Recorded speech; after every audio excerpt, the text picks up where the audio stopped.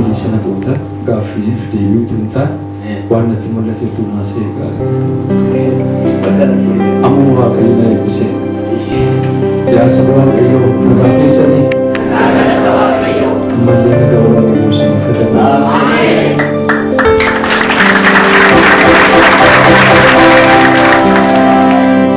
Torbanarraa namoonni as dhuftan baay'ee keessan na agartaniif.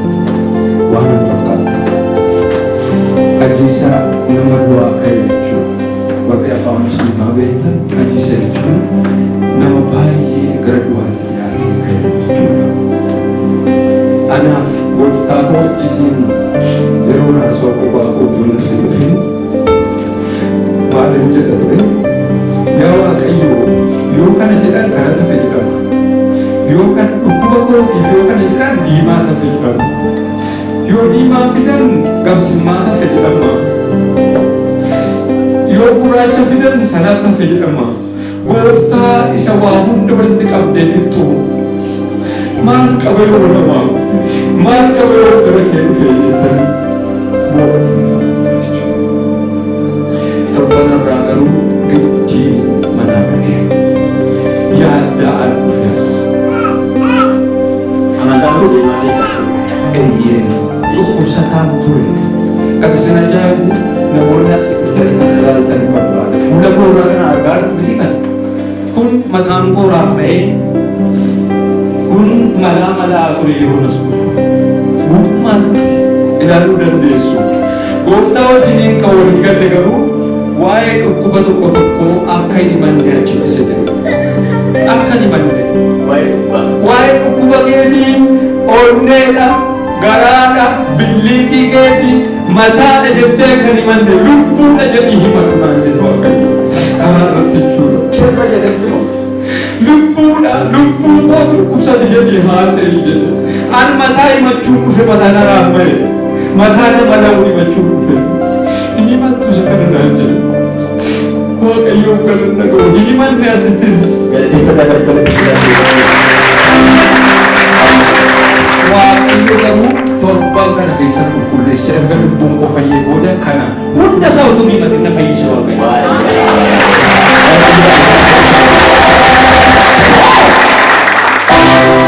Bakka icciitii illee na fayyise bakka isitti kaasuu hin dandeenye. Dhugaa Waaqayyooti. Na fayyise bakka hunda. Lixeena ilaale harkisaa akka qaqqabate. Murtii koo torbanarraatii farraa tokko yaa saba Waaqayyoo tokko miti ganaan ammallee asheetaa. Yeroo asii raajiin dhagni sun tuurayyuu fayya jedhu ameen. Ganaa keessaa duubi koo fayya. Keessaa duuba koo fayya. Keessa koo fayya achumaan duubni koo bareeduu jalqabe. Keessa kooti waan dhangala'uu jalqabe dhufee jaalalli seensira quucartee jirtu jaalalli gooftaa waggaa 40 tura ture sun amma madduu jalqabe. Amma yaa'uu jalqabe. Amma na obaasuu jalqabe.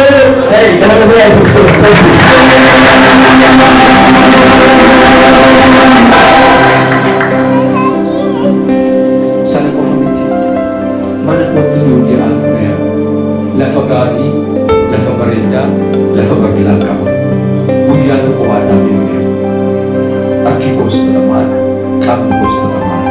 Erga gaafaas dhufee galeetii utuu namni tokko lama wajjin deemtanii ilaaltanii jechi hojii Waaqayyoo harka koo hiikee. Humna koo isa dadhabaa tapha godhuu dandeenye sana isa yaadda'aa caatii fi sigaaraadhaan dhume sana gooftaan ol qabee duute. Lafeen dhufa koo duute. Hidda dhiiga kootii haaromse. Gogaa koo haaromse. Onnee koo haaromse. Biliitii garaa koo keessaa hunda haaromse. Yaa saba Waaqayyoo na galateeffadha. Mana kootii waraana kaa jedhee deegatu yaada warraa kootii irraachuu. Waraana Rakkoon hin jiru. Erga fayyitee waraana kaa ture. Rakkoon hin jiru erga fayyite anis kan koottan tura atis kan keetti turtaa. Utuu maal ta'e sallee gada sanitti jechuudha. Bakka dhaqanii deebi'an miti isin duraan kan ka'e. Waaqayyo qabbaneessa samaas jechuudha. Qabbaneessa Waaqayyo. Qabbaneessa Waaqayyo. Kan biraa waan ta'e isinitti mormaa godhaa godhee Waaqayyo takka maatiin koo abbaan koo gombisaa kudhan keessaa tokko kan Waaqaatti kan hin beeku. Keessaa kudhan keessaas tokko kan Waaqayyooti sagantumaan isaa ture. Sa'a kudhan keessaas tokko kan Waaqayyooti beekamu. Amma qarshiin neetiin akka koo ga'u birrii 5,000. Horii Waaqayyoo bira 500 beekuu fi asirratti haasa'e ifuma naaf godhana. Horii Waaqayyoo kurnoo maaliif torban tokkitti qofatti raajii rabbiin hojjete dinqiidha jechuudha. Birrii sana fudhadhee kana keessa dheetan taa'e erga miidhaa fudhadhe jechuudha. Waaqayyoon naa ibsaa. Waaqayyoon naa ibsaa.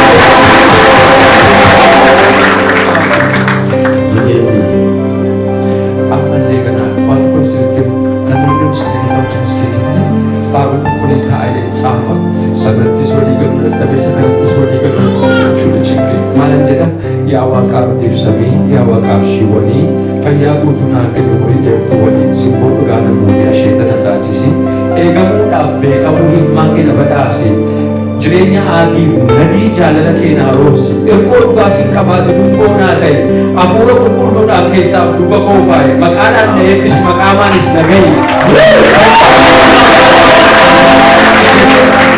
barcuma eebbaa gubbaa quwwaa keetiin na kaa'e kan jedhu waggaa lamaan dura nu jettee kobattii boosee kana kadhadha taa'e jechuudha. Tokko jedha jechuun kadhannaa waaqa bootte jechuudha. Asii isa kanattis ta'uu dadhabe isa kanattis ta'uu dadhabe kan koo uummadhee tan gidduutti jechuudha.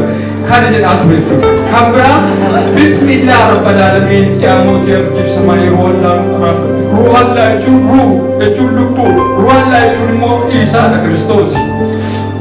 Lubbuu Waaqayyoo jedhan achirratti jechuudha.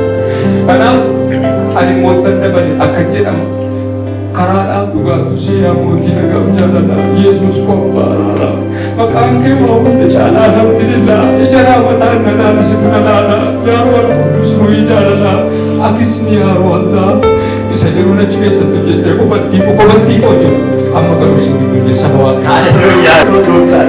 Amma illee akka walitti buusan.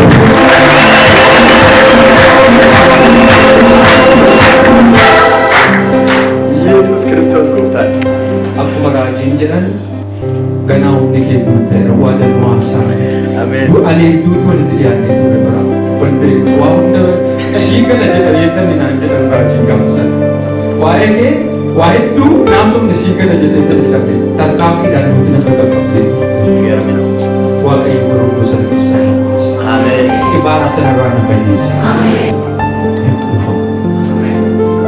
Jaalalli isaas sinii qabu. Qabaama qabu. Yoo baqattanii deeman isin wajjin jira. Bakka dhaqxan hundatti isin raasa sin teessisuu danda'u. Nagaa argachuu dandeessan amma jaalala Kiristoos dhuunfattanii fudhattanitti jechuudha. Keessatti biqiluunsaa ulfaataadha. Kiristoos keessatti biqilaan rakkoodha waggaa 40 akka qoraatuuf waggaa fakkaatan dargaggoonnas jettan adaraa Kiristoos yoo fakkaatan. Akka qoraaf toftu, akka koo cinqamtu, akka koo beeloftu buddeenni jiru, akka koo dheebottu akka butuu bishaan jiru, akka koo daabtu uffanni jiru. Kiristoos irraa fakkaata. Nagaa akka kenna cinqamni waan dabalatu. Yeroo beekisaa torban kana garuu Waaqayyoof galanna ga'u. Waaqayyoof galanna ga'u.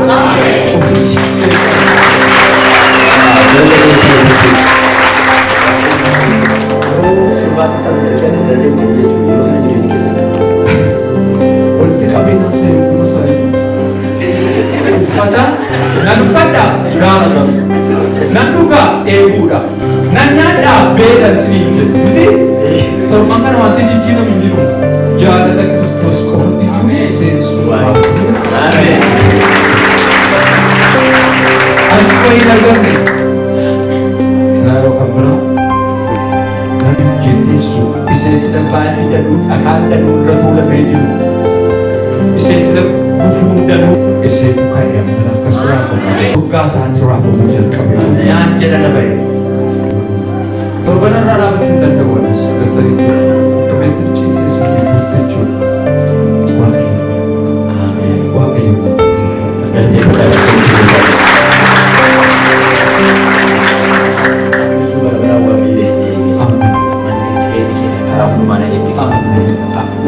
lalisaa kanaan booddee Ameen.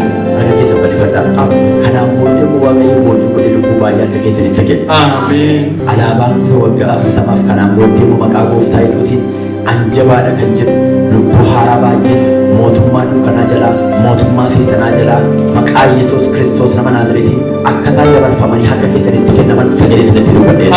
Ameen. Ifti isin harkaa kun biyya kana hadhaadha. Ameen. Magaalaa baadiyyaa hadhaadha. Ameen. Biyyoo mootummaa hagamu. Ameen. Gola daldaltoota hagamu. Ameen. Gola mana dhuunfaa hagamu. Ameen. Baadiyyaa hagamu. Ameen. Harka keessanitti lubbuu haaraa baay'ee boojaa akka kennamu sagalee isinitti dubbadheera. Ameen.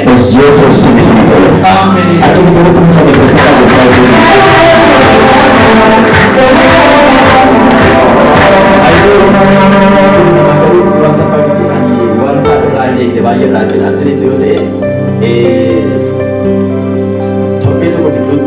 maallaqan arganne garuu jaalalli Kiristoos keessa koo waan guuteef mootummaa guutuutti irra jijjiireedhaan kan jireenya namaa jijjiiru birrii miti kan jireenya namaa jijjiiru kunuunfii miti jaalala Kiristoos har'a moosii argatameen jedhe yaa keessa bal'ifadhaa harki jireenya kee jijjiiruu danda'u maqaa gooftaa Yesuusiin waaqarraa gara kee dhufa maqaa waaqayyo barbaadeef isa iyyuu taate dhala namaa waggaa 40 warra kan ta'u sijimaa keessa kan isaan turan biyya lafaa keessa kan isaan turan hamma kana keessatti immoo namni kana gidduutti waa barsiisee gorsillee jiru